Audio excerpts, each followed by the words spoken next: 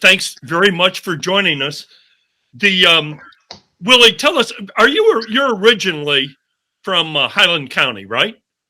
I was born here in Bath County, actually, Bath County, and moved to Highland County when I was about 3 years old. And I was a and big part of Highland County for many years till I moved back down here in 1997. I see. And the latest project that you have, your Mountain Church new CD. You're effusive about it. I mean, your descriptions. It's like you've got your standard group, but you also included a number of other people playing tracks. Is that correct? Yes, on a lot of our albums, we included, like a dobro player or somebody different. But this one here was a gospel project, and I grew up singing gospel music in churches with my two sisters and my father.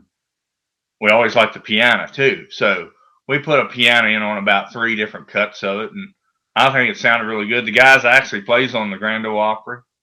He's a good friend of ours, Josh Schilling, and he plays with a group called Mountain Heart. They come to Covington, Virginia, and we'll be playing with them at the end of June down there for that Fiddle Fest. Oh, okay. It struck me. I don't know anything about this form of music. Actually, I don't. But it sounds to me like there's a bit of additional arrangements involved. Or are you guys winging it? I mean, you're including new members of the band, and somehow it seems seamless. How do you pull that off? Well, we do play by ear. Everybody in our band, I think Josh can play a little by notes and stuff like that, but we have our own little tricks up our sleeve, and how we attack a song and how we throw an intro, and sometimes we do different endings on a song. That's how people would understand it. We call it tagging a song at the end. Okay. And we have different things that's in there for that.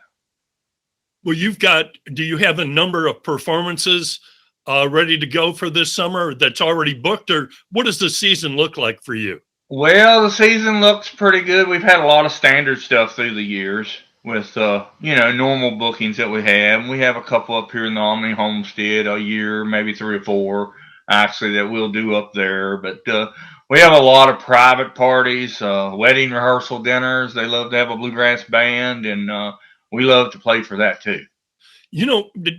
Once again, I don't know that much about bluegrass, but what struck me, I mean, you guys, I just didn't expect you to be as good as you were. You were up there setting up the stage, and I was bugging you. I was trying to figure out, all right, who are these guys? Because, I live in Alleghany County. I really haven't heard your music.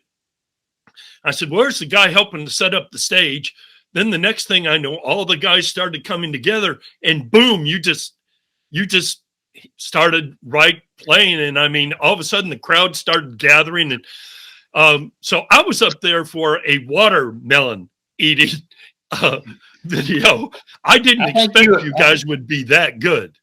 I think you was up here with that Chamber of Commerce celebration. Yeah. And they hired us to come out and play a little bit of music, but we had actually played that day over in Goshen earlier that day, so it was like 2 things at once, and that worked out good. But our setup, we kind of, which I have the equipment a lot of times, but the guys, they all know their part and where they're setting up, so it comes pretty automatic. Are you a standard act at the Highland Festival, Maple Festival each year? Yes, I played at the Maple Festival clear back in 1980 with my father. We played on the ground, but now we play at the Highland Center. It's a beautiful facility, and we did the bluegrass thing there for about 20 years. We've had a couple bands through them 20 years, but Southern Rail Express has existed since 2010. Wow. And we got 3 projects out, and because the first one we did was this one, and it was one called "Gotta Travel On." It was an old time tune my granddaddy did back in the day, and gosh, it was an old one. And then we did the next one. It was called "On and On," and that was taken in the streets of Clifton Forge, right outside of Jack Mason's. Okay. We took that down there to the night shot about 9 o'clock when we took a break. is how we did that one. But I was playing stand-up bass, and I first started, I played electric bass with the latest album, and I played electric bass many years ago before I played a stand-up. And I like to stand up, but I've had a few little medical conditions with my hands, but this is working fine. And so this is a family tradition then. Your grandfather was a musician as well as your dad? Yep, as far as my side of the family, yes. But yeah, me and the banjo player Kenny Larry, that picture was taken down on 220 at Union Chapel Church. Okay. My grandfather's place was right beside of that church. My aunt still lives there beside of it too. But Kenny, he just lives out from that church. We're the two from Bath County that's in that group. And then the other guys, they come from down on the Blue Ridge and down next to Floyd and the Parkway, that is. But and then Jerry Wood, the fiddle player, he lives in Dixie Caverns. And Jim Ulmer Road, he lives in Stewart's Draft. You got quite an assemblage of guys from all over the region, yeah. So your new Mountain Church album, I know I've asked this before, but are there places in the various regions where the band members are from, or how do people get their hands on this new CD? Well, we have a Facebook page. Okay. They can message me and they can call me as well. Southern Rail Express on Facebook, right? Southern Rail Express on Facebook. That'd be the best way to try to find out where they can get a copy of this CD. We have them around in some of the local stores. I did that for years with bands, and we did also with the last two projects. And I'll be at the sugar camps a little bit, putting our project out, people like that. And I've been a big part of Highland County as well as Bath.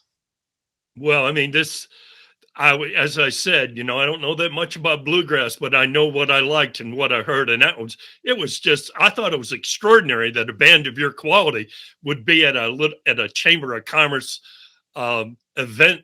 I just would have expected it would have been several bands doing this and a big, expensive thing.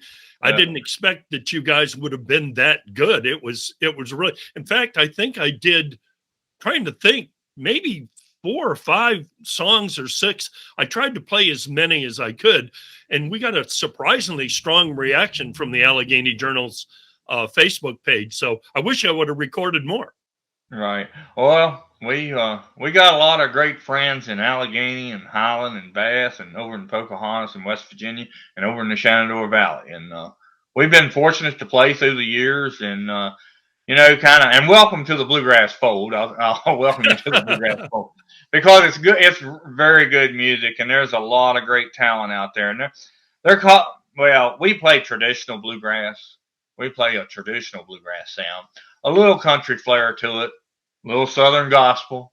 That's kind of on this as well. But because we actually added a percussion on about 4 songs, we added a snare beat to it. That's supposed to be the mandolin chop in a bluegrass band. But sometimes you mix it up a little bit and you put a little snare in there. So, but we're pretty excited. Kind of director, aren't you? Are you kind of like the director? You help just create the final product? Well, everybody's got their ideas on songs, and you put a bunch of band members together, it can get very interesting. But somebody's got to make a final decision. And, the guitar player, David Kennedy, he teaches lessons too. He's a fine banjo player as well. And he has helped a lot of groups with putting songs together and things that need to be in there. Like this gospel project, we got a lady that's singing harmony on the thing all the way through. She is phenomenal. Her name's Susan Cecil. She lives down around Smith Mountain Lake, but she has helped a lot of young kids with singing lessons. So when it comes to the singing, you go to the people that really sing, okay? Sure. And she's been a huge help with that. Well, we look forward to helping you promote this. I know you're a busy man. It's very kind of you to join us here on Saturday morning, and we wish you all the best. We know it'll be a success. We sincerely appreciate you taking the time to speak with us. Well, thank you very much, and thank you for the Alleghany Journal. It's a great way for people to hear about the news throughout the Alleghany Highlands, and you're doing a great job. Thanks again. All right, have a great day. Yes, sir.